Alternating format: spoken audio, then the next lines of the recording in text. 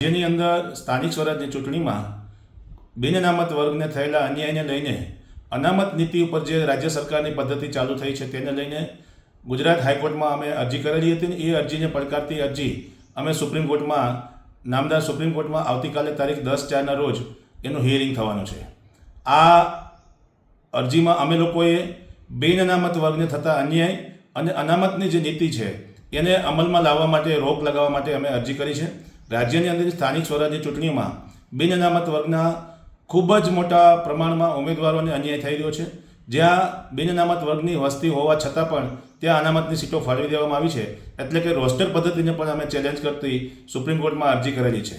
નામદાર સુપ્રીમ કોર્ટમાં અમારી અરજી છે કે રાજ્યની અંદર અનામત નીતિનો અમને કોઈ વિરોધ નથી, પરંતુ અનામત નીતિના નામે થતી આડેધડ થયેલી સીટોની ફાળવણી એ બિન અનામત વર્ગ માટે ખૂબ જ નુકસાન કરતા છે.